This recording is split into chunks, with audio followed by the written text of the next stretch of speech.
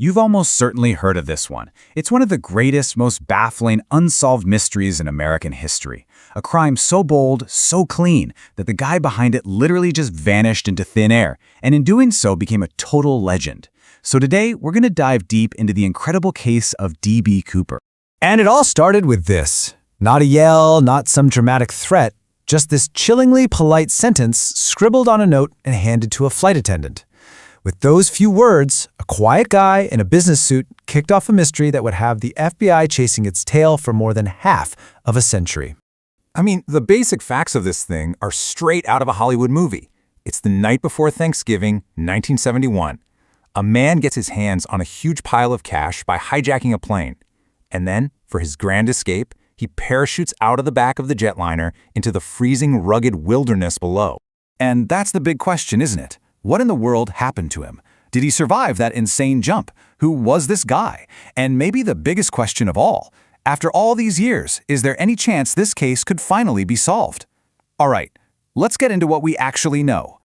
So let's set the scene. It's November 24th, 1971. A completely nondescript, average-looking guy, probably in his mid-40s, walks up to an airline counter in Portland, Oregon. He's wearing a suit and tie, buys a one-way ticket to Seattle, and gives his name as Dan Cooper. He gets on the plane, orders a bourbon and soda, and then he just waits. What's just wild here is the precision of it all. This guy was cool as a cucumber, totally methodical. He calmly shows the flight attendant a briefcase with some wires and red sticks, clearly lays out his demands, and once they land in Seattle, he makes this unbelievably calm trade. 36 passengers for his cash and 4 parachutes. Then he tells the crew, all right, we're going up again.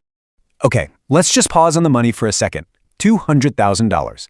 Now that might not sound like a crazy amount today, but in 1971, that was an absolute fortune. We're talking about the equivalent of over $1.5 million today, and Cooper was very specific about the kind of cash he wanted. Yeah, this was no random bag of cash. The FBI thought they had him here. They painstakingly recorded the serial number on every single bill. That's nearly 10,000 of them. The plan was simple. The moment he tried to spend any of this money, they'd be all over him. This was supposed to be their silver bullet. As it turns out, not so much. So he's got the money, he's got his parachutes, he orders the pilots to take off again, telling them to head for Mexico City. And it's right here. This is the moment the crime goes from just a hijacking to an absolute, enduring legend. Just after 8 p.m., somewhere over the dark, unforgiving forest of the Pacific Northwest, Cooper does the unthinkable. He manages to lower the rear staircase of the Boeing 727 while it's flying, mind you, and just leaps out into the pitch-black night with the money strapped to his body and vanishes. And this really gets to the core debate of the whole case. On paper, it sounds like a brilliant escape plan, but the reality? Oh man, the reality was incredibly grim. He wasn't just jumping into the dark, he was jumping into a freezing storm over some of the most rugged terrain in the country with a parachute he couldn't even steer. And that's the million-dollar question, isn't it? Was this a masterful escape, or was it just a really spectacular suicide?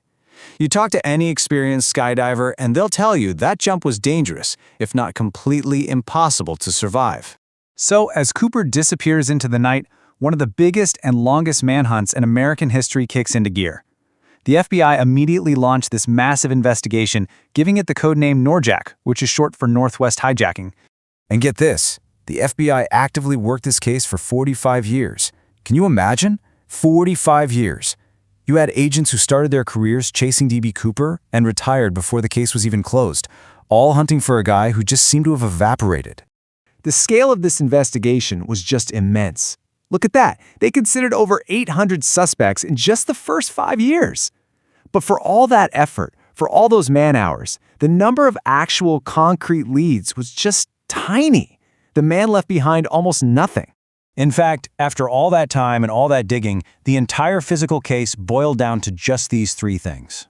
A cheap, black clip-on tie he left on his seat. A partial DNA sample they managed to get from that tie. And this is just amazing, a rotting bundle of the ransom cash, about $6,000, that a little boy found while digging on a riverbank 9 years later. But that cheap tie, it turned out to hold a really fascinating secret. When scientists put it under an electron microscope, they found all these microscopic particles of rare metals, including pure titanium. And that was a huge clue. It suggested Cooper wasn't just some random dude. He might have been a manager or an engineer in a high-tech industry, maybe even at Boeing, the very company that built the plane. So, even with hundreds of potential suspects over the years, one name has always risen to the top of the list. A guy by the name of Richard McCoy Jr. Now check this out. Just 5 months after the Cooper hijacking, Richard McCoy, a Vietnam vet, pulls off an almost identical crime. I mean, look at the comparison here. The method, the escape, it's a mirror image. The only real difference? McCoy got caught just 2 days later. So you'd think, okay, case closed. They found their guy. But of course, it's never that simple. The FBI officially ruled McCoy out. They said his physical description just didn't quite match what the flight attendants remembered. But then, and this just happened, in 2024, McCoy's own kids came forward publicly and claimed their dad was Cooper. They even found what they say was his parachute rig hidden in a shed. So where does that leave us? Well, we have a case that is officially closed by the FBI, but a mystery that feels more alive than ever. At some point, D.B. Cooper stopped being just a criminal. He became a kind of American folk hero. And this timeline really puts the whole thing in perspective. You've got the crime way back in '71, then a tiny clue in 1980, then decades of pretty much nothing until the FBI says we're done in 2016. And just when you think the story's over, boom, the McCoy family's claims pull it right back into the spotlight. The FBI's official reasoning was pretty straightforward. They said that after 45 years, the time and money were better spent on active cases. After following up on thousands of tips, they said not a single one had ever produced the kind of hard evidence you'd need to actually convict someone. But they did leave the door cracked open just a little. And that's a direct quote from the Bureau. The hunt for D.B. Cooper isn't really over. It's just sleeping. It's waiting for some piece of a parachute or a rotting bundle of $20 bills to finally turn up